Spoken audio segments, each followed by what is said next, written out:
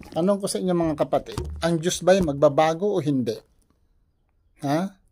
Walang contradiction sa Biblia, di po ba? Tanong ko, ang Diyos magbabago o hindi? So, pasagutin natin ang Biblia. Malakay chapter 3 verse 6. English, for I the Lord do not change. Therefore you, O children of Israel, are not consumed. Dito tayo sa Tagalog.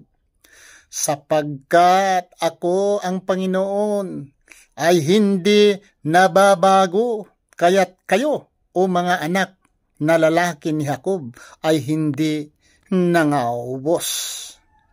Dito naman tayo sa Numbers 23 verse 19. This sa English. God is not a man that he should lie, nor a son of man that he should change his mind. Ang Diyos daw ay hindi mag-change, not like the son of man. God that he should not change his mind. Saan mabasa?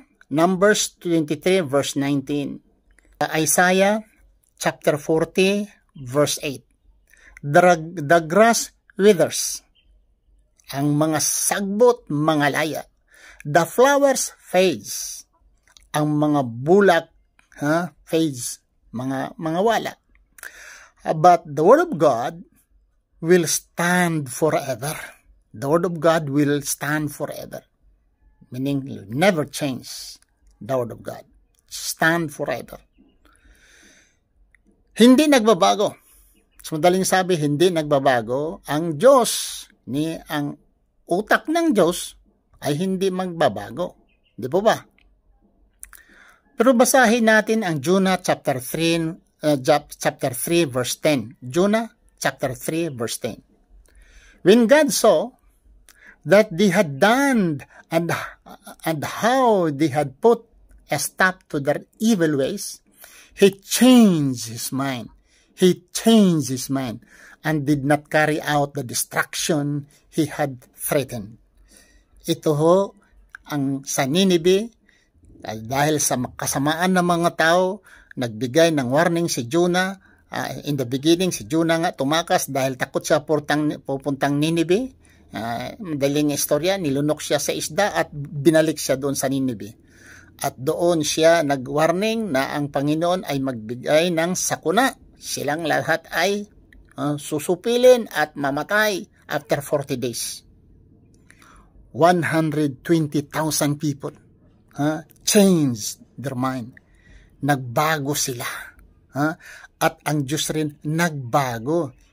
Sinabi dito, when God saw what they had done and how they had put a stop to their evil ways, He, meaning God, changed His mind and did not carry out the destruction He had threatened. Yung sinabi na mamatay sila, magugunaw sila, or mamatay sila, ay hindi ho natuloy. God changed. Sinabi nga ang God never changed, di ba? Sinabi dito, Numbers 23:19, sinabi, God is not a man that he should lie, or a son of man that he should change his mind. God will never change his mind. Dito naman sa Malakay chapter 3 verse 6, sabi niya, for I the Lord do not change. I the Lord do not change.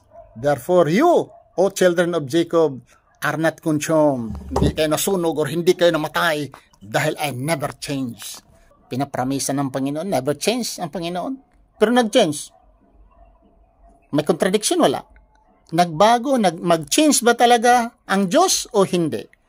Nag-change ba siya sa kapanahonan na talagang ang sakuna ay talagang ipahamtang niya sa Ninibe? Nagbago siya, wala. Walang contradiction, mayroon. O mga kapatid, sige, lusot, windang, nagbabago ang Diyos o wala? Yon, sige, palusot kayo. Gamitin yung lusot ninyo. Sabihin naman nyo, ito spiritual meaning, ito ay figure of speech, ito ay parabolic. Sige, lusot, windang. Total, ang taong may utak, makakaalam Simple lang Saan ba ang paniniwalaan nyo? Yung nabasa or hindi mabasa? Maraming salamat. Please pakishare. Subhanakallah, Allahumma bihamdika. Asyhadu an la ilaha anta astaghfiruka wa atubu ilaik. Assalamualaikum warahmatullahi wabarakatuh.